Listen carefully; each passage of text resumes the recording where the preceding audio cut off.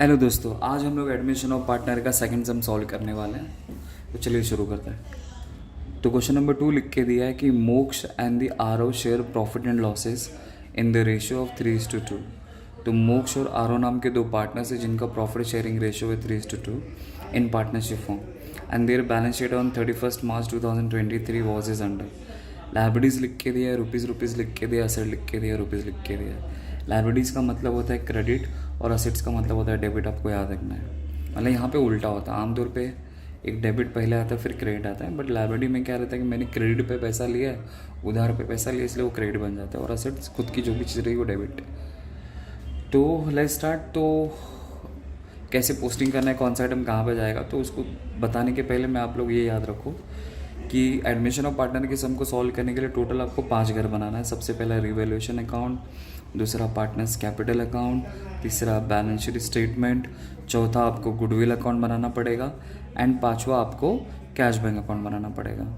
ये ऐसे टोटल 5 घर आपको बनाने हैं। तो रिवैल्यूएशन में क्या आता है वो तो छोड़ दो, क्योंकि वो समझने की ज़रूरत नहीं, क्योंकि असेट्स और लायबिलिटीज़ का जो भी वैल्यू कम ज़्यादा होता रहता है उसके अंदर रिकॉर्ड हो जाता है। पार्टनर्स कैपिटल में क्या, कितना पार्टनर के पास पैसा आया, कितने के पार्टनर के पास से पैसा क्या हुआ आएगा, बैलेंस शीट में लायबिलिटी और असेट्स आएगा, गुडविल का आएगा, और यहाँ पे कैश बैंक का आएगा। तो आपको ऐसा याद रखना है कि आपने जिसका घर बनाया है उसका पैसा उसके घर में, और जिसका घर नहीं बनाया है उसका पैसा उसी के घर में। अभी ये क्या, अभी आपको समझेगा। देखो, तो सबसे पहला मैंने यहाँ पे लिखा है क्रेडिटर। तो ज़रा चेक करो कि कोई मैं क्रेडिटर नाम का कोई घर बना रहा होगा, पाँचों में कहीं पे भी आपको क्रेडिटर नाम का कोई घर दिख रहा है? नहीं। तो क्रेडिटर आपको कहाँ पे लिख के दिया है? लायबिलिटीज़ में लिख के दिया है, इसलिए वो लायबिलिटीज़ में जाएगा। उसी तरह बिल्स पेबल। तो ज़रा चेक करो कि कोई मैं बिल्स पेबल नाम का कोई घर बना रहा हूँ क्या? घर मतलब लेजर बना रहा हूँ क्या? नहीं ना। तो बिल्स पेबल आपको कहाँ पे लिख के दिया? लायबिलिटीज़ में, इसलिए वो लायबिलिटीज़ में चला जाएगा। तो उसी तरह बैंक लोन भी लायबिलिटीज़ में जाएगा, क्योंकि मैं कोई भी बैंक लोन नाम का कोई घर नहीं बना रहा हूँ। फिर उसके बाद ये लिख के दिया जनरल रिजर्व। जनरल रिजर्व का मतलब होता है कि पार्टनर को हर साल जो भी प्रॉफिट होता है उसमें से थोड़ा थोड़ा पैसा साइड में निकाल के रखते हैं, इसलिए साइड में रखा हुआ पैसा किसका होगा? पार्टनर्स का होगा, इसलिए पार्टनर्स कैपिटल में आएगा। नेक्स्ट कैपिटल अकाउंट लिख के दिए मोक्ष और आरओ का, तो ये भी कहाँ पे आएगा? पार्टनर्स कैपिटल अकाउंट में आ जाएगा। फिर उसके बाद बैंक, तो मैं तो कैश बैंक अकाउंट बनाने वाला हूँ, इसलिए उसका पैसा कैश बैंक में जाएगा। फिर उसके बाद लिख के दिए बिल्स रिसीबल। तो ज़रा चेक करो कि मैं कोई बिल्स रिसीबल नाम का कोई घर बना रहा हूँ क्या? नहीं, इसलिए वो असेट में जाएगा। उसी तरह डेटर भी असेट्स में जाएगा, ये आपको कंसिडर नहीं करना है क्योंकि उसी का पार्ट है। स्टॉक भी असेट्स में जाएगा, फर्नीचर भी असेट्स में जाएगा, मशीनरी भी असेट्स में जाएगा, बिल्डिंग भी असेट में जाएगा, और कुछ नहीं है। तो इस तरह आपको पोस्टिंग करना है। अब हम लोग सीधा एडजस्टमेंट पे आते हैं। तो एडजस्टमेंट में यहाँ पे सबसे पहला लिख के दिया है कि ऑन 1 अप्रैल 2023 दे एडमिटेड तिथि। तो उन लोगों ने नए पार्टनर को एडमिट किया जिसका नाम है तिथि, ऑन दी फॉलोइंग टर्म्स। तो पहला हमें एडजस्टमेंट लिख के दिया है half share in profit in future, मतलब फ्यूचर में इसको आधा हिस्सा चाहिए, जिस वजह से तिथि should bring ₹60,000 for capital. Okay, 60,000 का वो कैपिटल लेके आ रही है, and 30,000 for a goodwill in cash, and 30,000 rupees का गुडविल लेके आ रही है। तो जब भी पार्टनरशिप बिजनेस में एक नया पार्टनर कैपिटल लेके आएगा और गुडविल लेके आएगा, तो उसके लिए आपको जर्नल एंट्री पास करनी है, जो मैंने आपको पास्ट में बताया था कि एंट्री क्या क्या आता है करके इसके अंदर। फिर इसके बाद amount, half of the amount goodwill is withdrawn by old partner. तो half of the amount of goodwill is withdrawn by old partner का मतलब यहाँ पे क्या हुआ कि गुडविल जो 30,000 उसने लाया है, उस 30,000 में से 15,000, half of the amount of the goodwill मतलब 15,000 विड्रॉन बाय ओल्ड पार्टनर। तो पार्टनर गुडविल का पैसा विड्रॉ करके लेके जा रहा है। तो इसके भी मैंने पास्ट में आपको एंट्री लिख के दे, तो वहाँ से चेकआउट कर लेना। तो मैं अभी जब सम सॉल्व करूँगा तो वहाँ पे सोल्यूशन में आपको बता दूंगा उसकी एंट्री क्या है करके। तो इसके लिए जर्नल एंट्री पास करेंगे दोनों एडजस्टमेंट के लिए। फिर थर्ड वाला एडजस्टमेंट लिख के दिया था stock is to be depreciated by 10% and machinery by 5%। तो कहा गया है कि स्टॉक का वैल्यू 10% से कम करना है और मशीनरी को 5%। तो जिसके बारे में जो बोला रहेगा वहाँ पे जाके डॉट मार लेंगे। तो अगर यहाँ पे अगर मैं देखूँ तो स्टॉक के बारे में बोला था इसलिए स्टॉक पे डॉट मार लिया, एंड मशीनरी के बारे में बोला था इसलिए मशीनरी पे डॉट मार लिया। तो यहाँ पे डॉट मारने का हमारा पर्पज़ क्या है कि या तो इसमें कुछ माइनस करना पड़ेगा या तो कुछ प्लस करना पड़ेगा। फिर उसके बाद लिखा है कि RDD is to be maintain 6,000। तो आरडीडी हमेशा ऑन डेटर के ऊपर मेंटेन किया जाता है। आरडीडी का मतलब होता है रिजर्व फॉर डाउटफुल डेट्स। मतलब मैंने किसी कस्टमर को पैसा दिया है, वो मुझे बोल रहा है कल आ, परसों आ, सरसों आ, टरसों आ, मरसों आ, खरसों आ, तो मैं ऐसे समझ गया कि मुझे मेरा पैसा मिलने वाला नहीं है। एक्चुअल में डूबा नहीं, बट मैं सोच रहा हूँ कि मुझे नहीं मिलने वाला है। तो हमेशा डाउट आपको हमेशा कस्टमर के ऊपर होता है, और कस्टमर हमेशा कौन होता है? डेटर होता है। इसलिए जब भी आरडीडी या फिर प्रोविज़न फॉर बैड डेट्स अगर ऐसा कुछ भी लिख के दिया होगा ना, तो आपको हमेशा डेटर्स के ऊपर क्या करना है? डॉट मारना है। इसलिए ये संडे डेटर आपको दिख रहा है, यहाँ पे डॉट मार लेंगे। फिर उसके बाद में आगे लिख के दे कि furniture should be appreciated to 32,100, तो फर्नीचर पे डॉट, फिर बिल्डिंग के बारे में बोला 20%, तो उसके ऊपर डॉट मार लेंगे। तो फर्नीचर पे डॉट एंड बिल्डिंग पे डॉट हो गया। फिर बाद में हमें बोला है कि pass the necessary journal entries in the books of the firm. तो एडमिशन ऑफ पार्टनर में आज तक कभी भी जर्नलिटी पूछा नहीं, हमेशा लेजर अकाउंट ही पूछा है। लेजर अकाउंट मतलब रिवैल्यूएशन अकाउंट बनाओ, पार्टनर्स कैपिटल अकाउंट बनाओ, तभी मैं आपको सम सॉल्व करके बताऊंगा तो आपको पता चलेगा। तो एंट्री आपको करने की ज़रूरत ही नहीं है, बोर्ड एग्जाम में आता ही नहीं, 12th की बोर्ड एग्जाम में। ठीक है, ले स्टार्ट। मैं अभी आपको ड्रॉ करके दिखाता हूँ।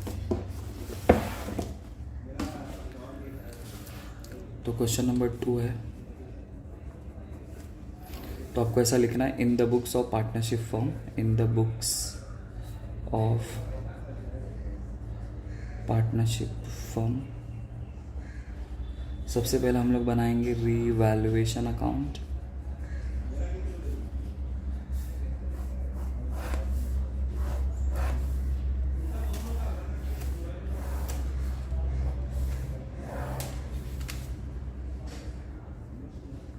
पर्टिकुलर्स रुपीज़, ये आपका क्रेडिट साइड, ये आपका डेबिट साइड। फिर यहाँ पे पार्टनर्स कैपिटल अकाउंट,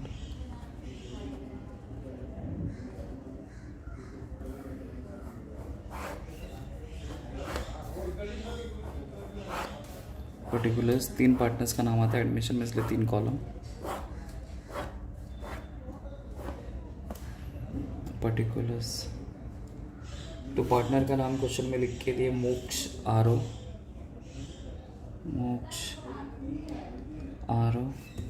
एंड तिथि।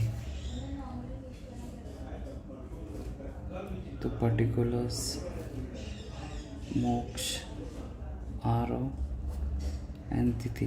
राइटिंग समझ के ले लेना, मैं जो बोल रहा हूँ उसके बेसिस पे आप समझ जाओगे। ऐसा पहला मोक्ष है, आरो है, तिथि है, ऐसा। ठीक है, फिर इसके अंदर नेक्स्ट अकाउंट फुल पेज के लिए ड्रॉ किया जाएगा, बैलेंस शीट स्टेटमेंट। तो बैलेंस शीट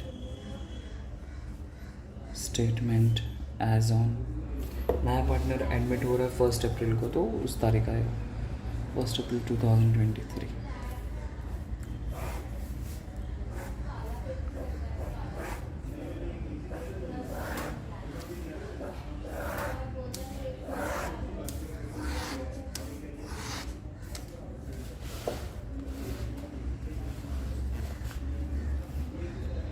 तो लायबिलिटीज रुपीज़, असेट्स रुपीज़। फिर नेक्स्ट आएगा कैश बैंक अकाउंट।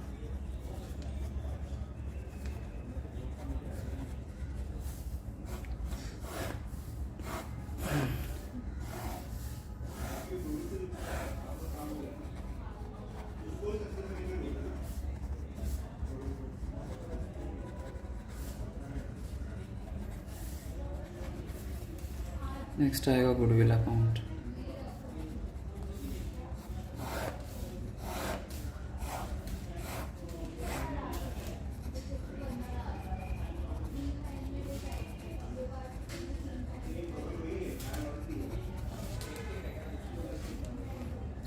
और फिर यहाँ पे हम लोग नेक्स्ट पेज पे अपना वर्किंग नोट बनाएंगे।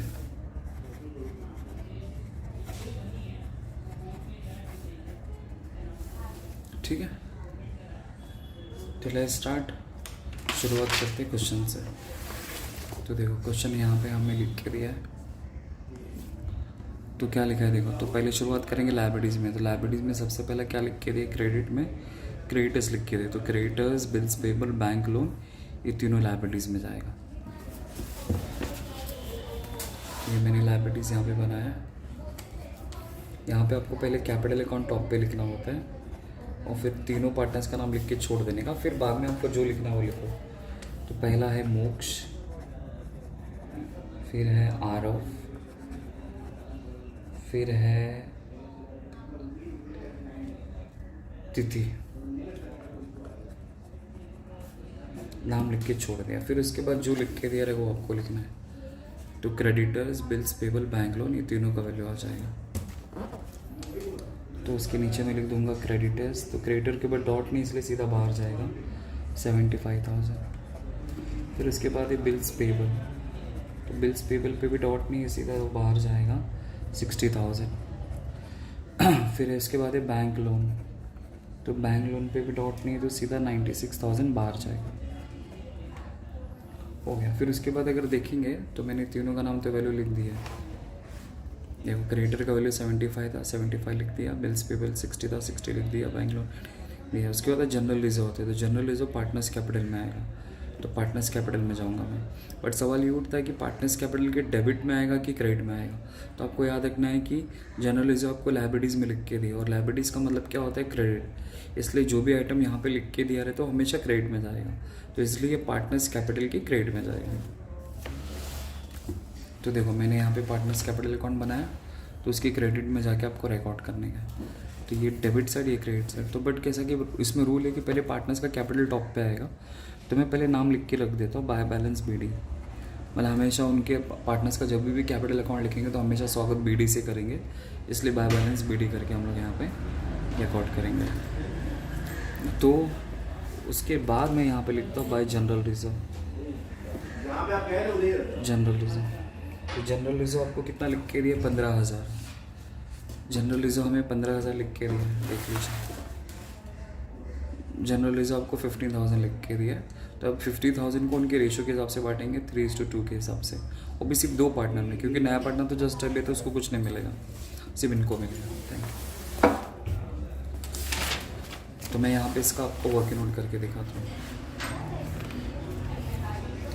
तो देखो आपको रेशियो लिख के दिया है 3:2, तो 3 और 2 कितना होता है, 5, तो 3/5, 2/5 बस। तो मुझे जनरल रिजर्व लिख के दिया है 15,000।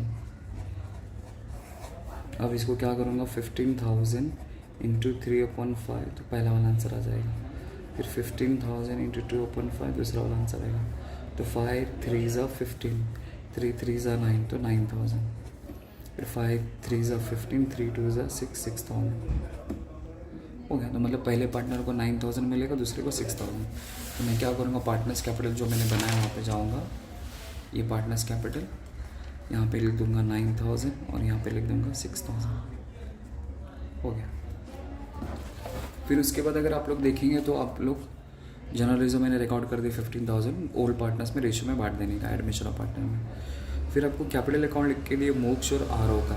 तो देखो मोक्ष कैपिटल है 90,000, आरओ का 72,000, तो ये दोनों पार्टनर्स कैपिटल के क्रेडिट में आ जाएगा। तो मैंने ऑलरेडी नाम यहाँ पे लिख के रखा है, बस मुझे वैल्यू लिखना है। तो मोक्ष का वैल्यू है 90,000 और आरओ का वैल्यू है 72,000 और यहाँ पे डैश, और इस तरह मैंने वैल्यू आपको रिकॉर्ड करके बता दिया। अब हम लोग आएंगे असेट्स में। तो अगर असेट्स में देखेंगे तो सबसे पहले आपको दिखता है बैंक। तो बैंक कितना है 45,000, तो वो कैश बैंक में जाएगा। तो देखो तो यहाँ पे कैश बैंक मैंने ऑलरेडी बनाया, तो यहाँ पे तो बट सवाल ये उठता है कि डेबिट में आएगा कि क्रेडिट में आएगा। तो कैश बैंक आपको असेट्स में लिख के दिया था, असेट्स में, और असेट्स का मतलब क्या होता है, डेबिट। तो असेट में जो भी चीज़ लिख के दे रही है वो हमेशा आपको डेबिट में लिखने का, इसलिए कैश बैंक के डेबिट में आएगा टू बैलेंस बीडी। मतलब जब भी उनके घर में हम लोग जाएंगे तो हमेशा स्वागत बीडी से करेंगे, इसलिए 45,000 हो गया। फिर उसके बाद अगर आप लोग देखेंगे तो ये तो बैंक मैंने रिकॉर्ड कर दिया 45,000। फिर उसके बाद डेटर, स्टॉक, ये सब सारे के सारे असेट्स में जाएंगे। तो जिस पे मैंने डॉट मारा है वो इनर कॉलम में आएगा और 1 से 2 जगह छोड़ देना अपन को। तो मैं यहाँ पे लिख देता हूँ नाम उनका जो भी नाम है। तो सबसे पहला है बिल्स रिसीवेबल। तो बिल्स रिसीवेबल है 22,800। फिर इसके बाद में है डेटर्स। तो डेटर का वैल्यू ना आपको याद रखना है एडमिशन ऑफ पार्टनर में, कि एडमिशन ऑफ पार्टनर का जब भी सम रहेगी तो डेटर का आपको हमेशा ग्रॉस वैल्यू रिकॉर्ड करना, नॉट अ नेट वैल्यू। ये वैल्यू रिकॉर्ड, अगर ये वैल्यू रिकॉर्ड करेंगे तो आपका आंसर गलत आ जाएगा। तो आपको हमेशा ग्रॉस वैल्यू रिकॉर्ड करना है 1,24,800, 1,24,800। फिर उसके बाद है स्टॉक। फिर स्टॉक के ऊपर भी डॉट है, हाँ है, तो उसके ऊपर भी इनर कॉलम में आएगा, 2 जगह छोड़ना। फिर उसके बाद आएगा फर्नीचर। अब देखेंगे तो फर्नीचर पे भी डॉट है, इसलिए वो भी अंदर आएगा 28,200।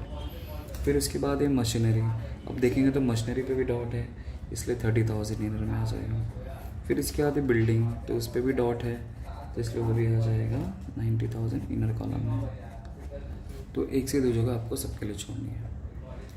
आई होप आपको समझा रहेगा। तो इस तरह मैंने बैलेंस शीट को पोस्ट कर दिया। अब एक एक करके एडजस्टमेंट पढ़ते हैं।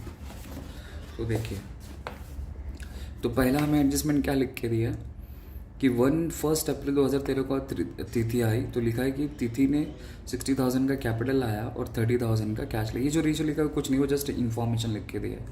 आपको उसके ऊपर काम नहीं करना, सिर्फ ये मेन देखना है 60,000 का कैपिटल आया और 30,000 का गुडविल आया, बस कैपिटल वाली एंट्री पास करनी, गुडविल वाली एंट्री। तो मैं यहाँ पे आपको लिख के दिखाता हूँ, या फिर मेरे पास्ट रिकॉर्डेड लेक्चर में देख लेना, आपको यहाँ पे ये वीडियो मिल जाएगा। तो देखो, तो पहला उसने कैपिटल आया, तो कैपिटल वाली फर्स्ट एंट्री हम लोग पास करेंगे। तो कैपिटल की एंट्री क्या है, कैश बैंक। बिजनेस में पैसा आ रहा है, आपको ऐसा सोचना है, इसलिए cash bank account debit to new partners capital account. तो न्यू पार्टनर का नाम क्या है, तिथि, इसलिए तिथि कैपिटल अकाउंट आएगा। तो उसने कितना कैपिटल आया, 60,000, तो यहाँ पे 60,000 हो गया।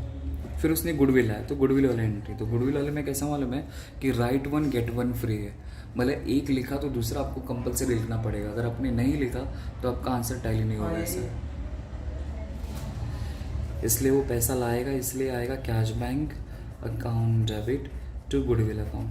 बिजनेस में गुडविल आएगा, गुडविल अकाउंट। तो उसने गुडविल कितना लाया, 30,000, तो यहाँ पे 30,000। फिर इसमें कैसा है, राइट 1 गेट 1 फ्री। फिर उसके बाद एंट्री आती है goodwill account debit to old partners. तो ओल्ड पार्टनर्स का नाम आएगा, मतलब दोनों का नाम आएगा। तो पहले पार्टनर का नाम है मोक्ष, इसलिए मोक्ष कैपिटल अकाउंट डेबिट। फिर दूसरा है आरओ, इसलिए आरओ कैपिटल अकाउंट। तो अब 30,000 को आपको क्या करना पड़ेगा, रेशियो में डिस्ट्रीब्यूट करना पड़ेगा। तो आपको रेशियो लिख के दिया है 3:2। तो 3/2 कितना होता है, 5। It means 3/5, 2/5। तो कैपिटल उसने गुडविल आया 30,000, तो 30,000 इंटू 3/5 करेंगे फर्स्ट। तो 5 6 30, 6 3 18 आ जाएगा। फिर इसके बाद नेक्स्ट है 30,000 इंटू 2/5, 5 6 30, 6 2 12, तो 12,000 आ जाएगा। 18,000 12,000, तो अब ये एंट्री में यहाँ पे लिख दूंगा। तो यहाँ पे 18,000 आ जाएगा और यहाँ पे 12,000 आ जाएगा। हो गया फर्स्ट एंट्री का मैंने एंट्री। पहले उसने कैपिटल आया तो कैपिटल वाली एंट्री, गुडविल आया तो गुडविल वाली एंट्री। लेकिन गुडविल में आपको याद रखना है कि जब एक पार्टनरशिप बिजनेस में एक नया पार्टनर आता है तो उसे गुडविल लाना पड़ता है। तो गुडविल लाया, उसकी एंट्री पास किया, फिर उस गुडविल के पैसे को ओल्ड पार्टनर्स आपस में डिस्ट्रीब्यूट करते, मैंने उसकी एंट्री यहाँ पे लिखा है। तो पास लेक्चर में देख लेना एंट्री में आपको समझाया, वहाँ पे चेकआउट करेंगे, आपको पता चल जाएगा। ठीक है। नाउ मैं क्या करूँगा, इसका लेजर पोस्टिंग करूँगा। तो लेजर पोस्टिंग भी बहुत ईजी है, कुछ ज़्यादा हार्ड नहीं है। तो देखो क्या करना है, ये चेक करना है कि कैश बैंक अपने कहाँ पे लिखा है, डेबिट में लिखा है। तो आपको कैश बैंक के डेबिट में जाना है और सामने वाले का, मतलब आपको अपोजिट नेम रिकॉर्ड करना है। तो कैश बैंक के डेबिट में जाऊँगा और अपोजिट नेम रिकॉर्ड करूँगा। तो ये मेरा कैश बैंक का डेबिट हो गया और यहाँ पे लिखूँगा टू तिथि कैपिटल अकाउंट। और वैल्यू कितना आएगा, 60,000। फिर उसी तरह फिर नेक्स्ट कैश बैंक का रोल हो गया। अब इसका नंबर, तो जिसके आगे 2 का टैग लगता है वो आपका क्रेडिट होगा। और तिथि कौन है, बिजनेस के पार्टनर हो गए, इसलिए पार्टनर्स कैपिटल के क्रेडिट में जाऊंगा और अपोजिट नेम रिकॉर्ड करूंगा, सामने वाले का नाम। तो सामने वाला कौन है, कैश बैंक। तो देखो ये पार्टनर्स कैपिटल का ये मेरा डेबिट साइड हो गया और ये क्रेडिट साइड हो गया। तो मैं यहाँ पे रिकॉर्ड करूँगा by cash bank account, opposite name लिखना है आपको, और तिथि के कॉलम में जाके आपको लिख देना है 60,000 लिख दिया। फिर नेक्स्ट उसी तरह फिर नेक्स्ट वाली एंट्री आप लोग चेकआउट करोगे। तो ये इसका भी हो गया। अब इसका नंबर, अब देखो कैश बैंक मैंने वापस किधर लिखा है, डेबिट में। तो आपको कैश बैंक के डेबिट में जाना है और सामने वाले का नाम, तो सामने वाले कौन है, गुडविल। तो इसलिए मैं कैश बैंक के डेबिट में जाऊँगा और लिखूँगा तो गुडविल अकाउंट। और वैल्यू कितना है उसने 30,000 है तो 30,000। शिट, मैंने रॉन्ग उल्टा लिख दिया।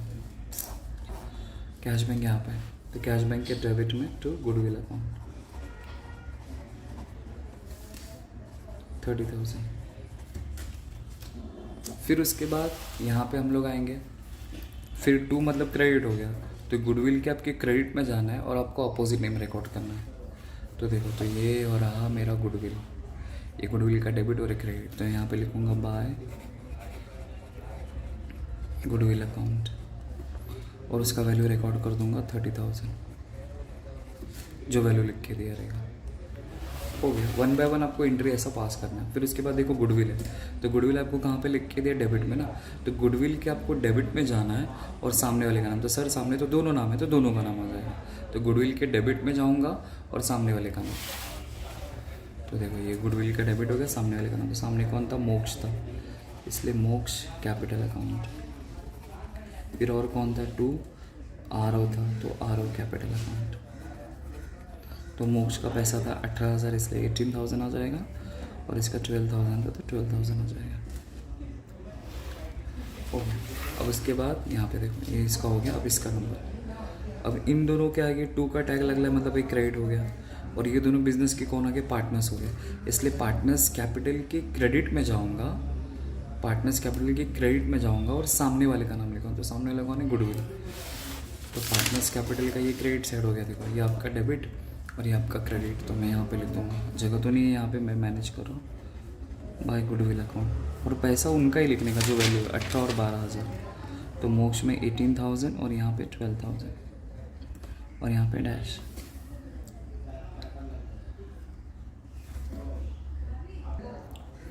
तो इतना आपको समझा रहेगा, ठीक है।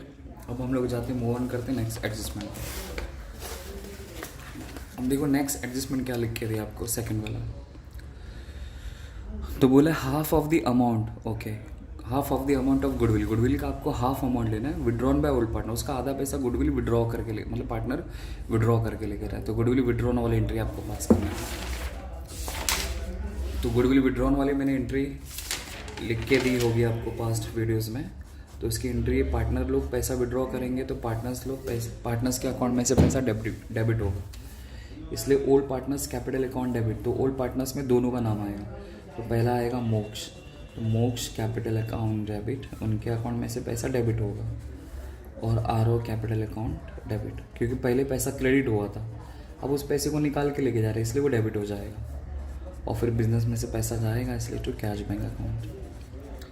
तो आपको गुडविल का 50% करना है, क्योंकि हाफ अमाउंट बोला है ना, तो हाफ का मतलब क्या होता है, 50%। तो 50%, तो 30,000 का 50% अगर मैं निकालता हूँ तो कितना आता है, 15,000। तो इसलिए यहाँ पे पहले जो दो सिंगल, यहाँ पे देखो दो डबल और एक सिंगल है, तो जो सिंगल है उसके सामने मैं पहले 15,000 लिख देता हूँ। अब ये 50,000 का प्रसाद दोनों में बांट देने का, उनके रेशो के हिसाब से। तो रेशो तो वही है सेम, 3:2 आपको लिख के दिया है, तो 3 और 2 कितना होता है, 5, तो 3/5 और 2/5 आ जाएगा, इसलिए 15,000 इंटू 3/5 करेंगे तो पहला वाला से, तो 5 3 ज़ा 15 एंड 3 3 ज़ा 9, ये 3 0 बचा, 3 0 यहाँ पे चिपका दिया। फिर उसी तरह नेक्स्ट देखेंगे तो 15,000 इंटू 2/5, तो 5 3 ज़ा 15, 3 2 ज़ा 6, 6,000 आ जाएगा। हो गया, इसका मतलब मोक्ष को 9,000 मिलेगा और इसको 6,000 मिलेगा। अब नाउ इसका लेजर पोस्टिंग, तो अब ये दोनों के दोनों बिजनेस के कौन है, पार्टनर है, इसलिए पार्टनर्स कैपिटल के डेबिट में जाऊंगा और सामने वाले का नाम, तो सामने वाला कैश बैंक है, तो पार्टनर्स कैपिटल के डेबिट में गया और मैं सामने वाले का नाम रिकॉर्ड करूँगा, टू कैश बैंक अकाउंट। तो इसका 9,000, इसका 6,000, इसका डैश, ये हो गया कैश बैंक। अब उसके बाद देखो, अब इसका तो नंबर हो गया, अब इनका नंबर, तो अभी जिसके आगे 2 का टैग लगता है मतलब क्रेडिट होता है, तो इसलिए कैश बैंक की क्रेडिट में जाऊंगा, कैश बैंक की क्रेडिट में जाऊंगा और सामने हो, तो सर तो सामने तो दोनों का नाम, तो दोनों का नाम आ जाएगा, तो कैश बैंक की क्रेडिट में दोनों का नाम, तो by Moksh capital account and by RO capital account. यहाँ पे 9,000 आ जाएगा और यहाँ पे 6,000 आ जाएगा, हो गया, इस तरह दो इफेक्ट दे दिया मैंने। ठीक है, चलो नेक्स्ट एडजस्टमेंट क्या लिख के दे, देखो नेक्स्ट तो एकदम ईजी है। नेक्स्ट थर्ड वाला लिखा the stock is to be depreciated by 10% and machinery by 5%। Okay, तो स्टॉक का 10% मुझे डेप्रिसिएट करना है और मशीनरी का 5%। डेप्रिसिएशन मतलब कम करना है। तो ज़रा हम लोग चेकआउट कर लेते हैं, मैंने स्टॉक कितना लिखा आउट किया देखो यहाँ पे। तो स्टॉक है मेरा 72,000, तो उसका 10%, तो अगर हम इसका 10% निकाल दो तो कितना आएगा देखो यहाँ पे। तो 72,000 का 10%, 10/100 करना रहता है। तो 0 से 0 गया, 0 से 0 गया, 1 से 1 गया, तो बचा कितना 7,200। तो इसमें से आपको माइनस करना है, माइनस डेप्रिसिएशन 7,200। और उसी तरह फिर आपको क्या बोला है, बिल्डिंग के ऊपर बोला है, मशीनरी पे बोला है 5%, इसके ऊपर 5% है। तो सेम वैसे ही निकालना है जैसे मैंने यहाँ पे निकाला, 30,000 इंटू 5/100। तो 0 से 0 गया, 0 से 0 गया, इसको मल्टीप्लाई किया तो 1,500 आ गया। तो इसमें से माइनस करेंगे डेप्रिसिएशन 1,500। अब इसमें इसको माइनस करेंगे तो 28,500 आएगा। इसमें इसको माइनस करेंगे तो मैं डायरेक्ट कैलकुलेट करता हूँ, 72,000 माइनस 7,200 तो आएगा 64,800। बस अब इसको ऑन द स्पॉट आपको क्या करना है, सेकंड इफेक्ट सोचना है। मतलब जब भी आपको एडजस्टमेंट लिख के दिया रहेगा, हमेशा आपको क्या करना है, सेकंड इफेक्ट सोचना है। तो अभी असेट्स और लायबिलिटी में कभी भी वैल्यू कम ज़्यादा होगा तो आपको ये सोचना है कि खुशी की बात है दुख की बात है। खुशी मतलब प्रॉफिट, दुख मतलब लॉस। तो देखो, तो यहाँ पे मेरे असेट्स का वैल्यू कम हो रहा है, माइनस करो मतलब कम हो रहा है, तो मेरे लिए लॉस है। अगर लॉस होगा तो आपको रिवैल्यूएशन के डेबिट में रिकॉर्ड करना है, सेकेंड इफेक्ट। तो आएगा, तो पहला आएगा to stock account. Stock account कितना है 7,200। फिर उसके बाद में आएगा टू मशीनरी अकाउंट, मतलब जितना आपने माइनस किया ना वही आपको रिकॉर्ड करना है 1,500 बस। ये तो देखो, लेकिन कुछ बच्चे लोग क्या करते हैं मालूम है कि माइनस करके जो आंसर आता है ना वो रिकॉर्ड करते हैं। प्लीज़ ये गलती मत करना। आप जो माइनस कर रहे हो, जो प्लस कर रहे हैं, ओनली वही डिफरेंस अमाउंट आपको क्या करना है, रिवैल्यूएशन अकाउंट में ट्रांसफर करने का है इस वाले में। ठीक है, हो गया। नेक्स्ट एडजस्टमेंट देखते क्या है। तो देखो, नेक्स्ट एडजस्टमेंट आपको लिख के दे दे, RDD is to be maintain at 6,000। अब ये किस पे बोला है मेंटेन करनी, ये मेंशन नहीं, लेकिन आपको उम्र भर याद रखना है, कसम खा लो कि RDD हमेशा आपको डेटर के ऊपर क्या करना है, मेंटेन करना होता है। RDD का मतलब होता है रिजर्व फॉर डाउटफुल डेट्स। मुझे मेरे कस्टमर के ऊपर डाउट है। कितने का डाउट है, 6,000 का डाउट है। और कस्टमर मतलब अकाउंट्स में क्या बोलते हैं उसे, डेटर बोलते हैं। डेटर बोलो या संडे डेटर बोलो। तो 6,000 का डाउट है, तो डाउट है मतलब मुझे मेरा पैसा नहीं मिलने वाला है। तो पैसा जब नहीं मिलने वाला तो आपको क्या करना पड़ेगा, माइनस करना पड़ेगा। तो माइनस आर मेरी दीदी है। आर मेरी दीदी का मतलब होता है रिजर्व फॉर डाउटफुल डेट्स। तो इसमें से 6,000 माइनस कर दो। तो 24 में से अगर 6,000 गया तो 1,18,800 आ जाएगा। अब यहाँ पे देखो माइनस हो रहा है ना, माइनस होगा मतलब मेरे असेट्स का वैल्यू कम हो रहा है। तो अगर असेट्स का वैल्यू कम हो रहा है मतलब लॉस है, इसलिए आपको क्या करना पड़ेगा, यहाँ पे डेबिट में रिकॉर्ड करना पड़ेगा। टू RDD अकाउंट करके भी लिख सकते हैं या टू संडे, लेकिन आपको यहाँ पे डिफरेंस अमाउंट रिकॉर्ड करना है। देखो डिफरेंस कैसे रिकॉर्ड करेंगे, ये देखो पहले RDD था 4,800, पहले था 4,800, अब नया वाला कितने का है, 6,000 का है। ये देखो यहाँ पे नया वाला 6,000, तो डिफरेंस आपको रिकॉर्ड करना। तो कितना वैल्यू इंक्रीज हो गया, 1,200। तो आपको यहाँ पे 1,200 रिकॉर्ड करना है। अगर गलती से अगर आपने 6,000 रिकॉर्ड किया ना तो आपका अकाउंट टैली नहीं होगा। तो मैं यहाँ पे हाईलाइट कर देता हूँ, नया वाला 6,000 का है और ओल्ड वाला 4,800। इसको कंपेयर करके आपको यहाँ पे लिखने का है।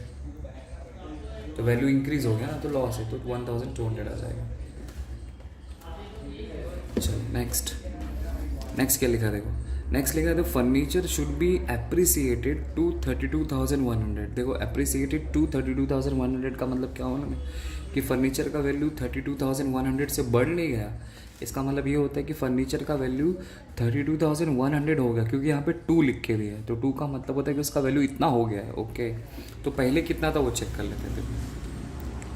पहले देखेंगे तो आपको फर्नीचर नज़र आता रहेगा यहाँ पे। देखो 28,200 दिख रहा है, फर्नीचर का वैल्यू ध्यान से देखो यहाँ पे 28,200 है, लेकिन अब उसका वैल्यू कितना हो गया 32,100। 2 लिखा है 2, हाँ, नहीं तो लोगों को क्या लेगा एप्रिसिएट लिखा, मतलब आपको डायरेक्ट आप इसके अंदर प्लस मत कर देना 32,100। 2 अगर लिख के दिया रहेगा तो समझ जाना कि उसका वैल्यू इतना हो गया। अगर बाय लिख के दिया होता ना, यहाँ पे ऐसा लिखा होता है furniture should be appreciated by 32,100, तो आप लोग उसमें ऐड करते हैं। लेकिन यहाँ पे आपको ये समझना है कि उसका वैल्यू इतना हो गया है, तो कितना वैल्यू इंक्रीज़ हो गया 4,000। कैसे, नहीं 4,100 जो भी रहेगा मैं निकालूंगा। देखो यहाँ पे 28,200 था पहले, अभी कितना हो गया 32,100। तो अभी आपको डिफरेंस अमाउंट निकालना है बस। तो 32,100 में से माइनस करूँगा अगर मैं 28,200, तो 3,900 आता है। तो आपको 3,900 उसमें क्या करना है प्लस करना है, तभी जाके वो वैल्यू आएगा। तो प्लस असेट्स का वैल्यू अगर इंक्रीज़ होगा तो उसे कहते हैं एप्रिसिएशन। तो 3,900, तो ये आ जाएगा 32,100। बस अब ये मेरे लिए खुशी की बात है, तो खुशी होगी तो क्रेडिट में आ जाएगा रिवैल्यूएशन के। तो यहाँ पे लिखेंगे बाय बाय फर्नीचर अकाउंट। तो फर्नीचर ने आपको कितने की खुशी दी 3,900 की, जितना डिफरेंस आएगा वही आपको लिखना है यहाँ पे। हो गया। Next and last and final, next लिखा है देखो यहाँ पे the building be appreciated by 20%। इसका मतलब अभी बिल्डिंग का वैल्यू 20% क्या हो गया एप्रिसिएट हो गया, बढ़ गया। देखो बाय लिखा है ना, तो आप सीधा परसेंटेज अप्लाई करके प्लस कर देना। तो देखो तो बिल्डिंग आपको 90,000 लिख के दे, तो 90,000 का 20%, तो मैं यहाँ पे ही करता हूँ समझाने के हिसाब से। 90,000 का 20%, तो 20/100, तो 0 से 0 गया, 0 से 0 गया। 9,000 को 2 से मल्टीप्लाई करूँगा तो 18,000 आ जाएगा। तो प्लस करना है आपको, प्लस एप्रिसिएशन, वो लोग ने बोला ही एप्रिसिएशन करके, तो 18,000 प्लस हो जाएगा, तो ये आ जाएगा 1,08,000। अब उसी का सेकंड इफेक्ट आपको ऑन द स्पॉट सोचना है कि बिल्डिंग एप्रिसिएट हुआ मतलब आपका असेट्स का वैल्यू इंक्रीज होगा, तो आपके लिए प्रॉफिट है। तो प्रॉफिट होगा तो आपको क्या करना पड़ेगा रिवैल्यूएशन के रेट में लिखना पड़ेगा बाय बिल्डिंग अकाउंट 18,000। हो गया और कुछ नहीं। अब मैं क्या करूँगा 1 बाय 1 अकाउंट क्लोज करूँगा। तो पहले हम लोग सबसे पहला रिवैल्यूएशन अकाउंट क्लोज करेंगे। तो कैसे क्लोज किया जाता है, पहले आपको ये देखना होता है कि कौन सा साइड ज़्यादा है कौन सा साइड कम है। तो देखो, तो ये डेबिट रुपीज़ हो गया और ये क्रेडिट रुपीज़ हो गया। तो मैं पहले क्या करता हूँ साइड बाय साइड दोनों को प्लस करके देखता हूँ। तो 7,200 प्लस 1,500 प्लस 1,200, तो डेबिट का टोटल आता है 9,900। अब आपको क्रेडिट का टोटल दिखाता हूँ। तो 18,000 प्लस 3,900, तो क्रेडिट का टोटल आता है 21,900। तो आपको क्या करना है कि जो साइड ज़्यादा होगा आपको उसको दोनों तरफ लिखना है। तो क्रेडिट साइड ज़्यादा हो गया, यहाँ पे 21,900 यहाँ पे लिख दूंगा और 21,900 यहाँ पे लिख दूंगा। अब मुझे पता लगाना है कि यहाँ पे कितने अमाउंट का डिफरेंस है, मतलब कितने अमाउंट का गैप है। तो आपको क्या करना पड़ेगा, इसमें से ये सबको प्लस करके माइनस कर देने का। तो मैंने ऑलरेडी इन तीनों को प्लस किया है, उसका आंसर है 9,900। तो मैं क्या करूँगा उसमें से माइनस करूँगा 9,900, तो मेरा आंसर आएगा 12,000। तो जो डेबिट में डिफरेंस आएगा उसके सामने आपको लिखना है to profit and loss account, profit and loss account. अगर वही डिफरेंस अगर यहाँ पे भी आता तो फिर मैं यहाँ पे लिखता by profit and loss account, फिर यहाँ पे लिखता। अब क्या करना है आपको नेक्स्ट अकाउंट में ट्रांसफर करना है। तो अभी इधर डेबिट में डिफरेंस आया तो यहाँ पे क्रेडिट में आएगा। तो देखो मेरे पे यहाँ पे जगह छोड़ा तो मैं यहाँ पे लिखता हूँ। तो बाय P&L अकाउंट आप कहाँ पे भी लिख सकते हैं, मतलब ऊपर नीचे किधर भी। अभी 12,000, अब 12,000 को भी आपको रेशो में बांटना पड़ेगा दोनों को, क्योंकि नए पार्टनर को कुछ नहीं मिलेगा, क्योंकि नया पार्टनर जस्ट अभी आया है। ये जितना भी मतलब जितना भी यहाँ पे वैल्यू सब जो कुछ भी लिख के रहे हो सब ओल्ड पार्टनर्स का, इसलिए सब कुछ ओल्ड पार्टनर्स को बिलोंग करेगा। तो इसलिए 12,000 को आपको ओल्ड रेशो में बांटना पड़ेगा। तो वापस वही कैलकुलेशन करना पड़ेगा आपको। तो प्रॉफिट एंड लॉस आया है आपका, प्रॉफिट एंड लॉस अकाउंट में डिफरेंस आया है आपका 12,000। अब 12,000 को आपको क्या करना है डिस्ट्रीब्यूट करना है रेशो के हिसाब से, और आपको रेशो लिख के दिया है 3:2। 3:2। अब 3:2 लिख के दिए, तो अब इसको सॉल्व कैसे करें। तो 3 और 2 कितना होता है 5, इट मीन्स 3/5 2/5 हो जाएगा, बराबर ना। बस अब इसको सॉल्व करना है। तो क्या करूँगा 12,000 इंटू 3/5 करूँगा तो फर्स्ट वाला आंसर आ जाएगा। फिर बाद में 12,000 इंटू 2/5 करूँगा तो सेकेंड वाला आंसर आ जाएगा। तो 5 2 10, तो 12 में से मैं 10 खा गया तो बचा कितना 2। अब वो 2 मैं यहाँ पे लिख देता हूँ, तो अब ये 20 हो गया। तो 5 4 20, अब 2 0 बचा तो 2 0, तो ये 2400 हो गया। अब तो उसको 3 से मल्टीप्लाई करता हूँ, तो 3 0 0, 3 0 0, 3 4 12, 1 कैरी, 3 2 6 प्लस 1 7, 7200। अब इसको इससे डिवाइड करने 2400 आएगा, तो इसको भी इससे डिवाइड करने पे वही आने वाला है 2400। अब 2400 को 2 से मल्टीप्लाई करूँगा तो 4800 आएगा। कैसे आएगा देखो, 2 0 0, 2 0 0, 2 4 8 एंड 2 2 4 हो गया। अब मैं वहाँ पे जाके लिख देता हूँ, यहाँ पे जो मैंने पार्टनर्स कैपिटल अकाउंट बनाया, तो यहाँ पे लिखूँगा 7200 एंड 4800, इसको कुछ नहीं मिलेगा। हो गया। अब मैं क्या करूँगा, बारी से अब मैं पार्टनर्स कैपिटल अकाउंट खोलूँगा। तो देखो ये मोक्ष का डेबिट साइड हो गया, ये मोक्ष का क्रेडिट साइड हो गया। तो क्या लगता है कौन सा साइड ज़्यादा है, तो ध्यान से देखेंगे तो यहाँ पे सिर्फ 9000 और यहाँ पे देखो दुनिया भर का वैल्यू है। तो मैं पहले ये सबको प्लस कर लेता हूँ, फिर मैं आपको बताता कितना होता है। 90,000 प्लस 7200 प्लस 9000 प्लस 18,000, तो आता है 1,24,200 आता है। तो ये साइड ज़्यादा होगा, तो जो साइड ज़्यादा रहेगा दोनों तरफ लिखेंगे। तो मैं यहाँ पे लिखता हूँ 1,24,200, यहाँ पे भी सेम लिखूँगा 1,24,200। और 1,24,200 में से 9,000 माइनस करूँगा तो मुझे डिफरेंस वैल्यू आ जाएगा, तो आएगा 1,15,200, ये उसका डिफरेंस आ गया। तो उसी तरह आपको आर ओ को भी क्लोज करना था। देखो तो ये आर ओ का डेबिट हो गया, ये आर ओ का क्रेडिट हो गया। तो देखेंगे तो क्रेडिट में बहुत सारा वैल्यू है, तो जो साइड ज़्यादा रहेगा आपको दोनों तरफ लिखना है। तो 72,000 प्लस 4,800 प्लस 6,000 प्लस 12,000, तो 94,800 आता है। तो 94,800 यहाँ पे लिखा, 94,800 यहाँ पे लिखा। अब इसमें से 6,000 माइनस कर दूँगा, माइनस 6,000, तो आता है 88,800। अब उसी तरह तिथि को क्लोज करता है। तो अगर मैं तिथि को ध्यान से देखूँ तो डेबिट तिथि का डेबिट साइड में कुछ भी नहीं है, बट उसके क्रेडिट में सिर्फ है 60,000। तो जो साइड ज़्यादा रहेगा आपको दोनों तरफ लिखना। तो यहाँ पे 60 लिखा और यहाँ पे 60 लिखा। अब 60 में से 0 माइनस करूँगा तो 60,000 ही आएगा। तो अब यहाँ पे लिखना क्या है, तो बहुत बच्चे लोगों को कन्फ्यूजन होता है। तो आपको क्या याद रखना है, देखो जब आपने स्वागत किया था BD से, मतलब जब आपने इसमें अकाउंट ओपन किया था तो BD लिखा था, जब क्लोज करेंगे तो आपको CD लिखना है, इसलिए टू बैलेंस CD। अब ये जो CD वाला वैल्यू है इसको सीधा उठा के आपको लाइब्रेरीज में मतलब कैपिटल में जाके रिकॉर्ड कर देंगे। तो देखो यहाँ पे मैंने जगह छोड़ा था ना वो वाला, तो सीधा देखो अगर आपके पास, आप डायरेक्ट आउटर में भी लिख सकते हो या तो अंदर लिख के प्लस करके सबको बाहर भी लिख सकते हो। तो चलो ठीक है, तो मैं अंदर लिख के फिर बाहर लेता हूँ। तो 1,15,200 मोक्ष का आया, इसका 88,800 आया और इसका 60,000 आया।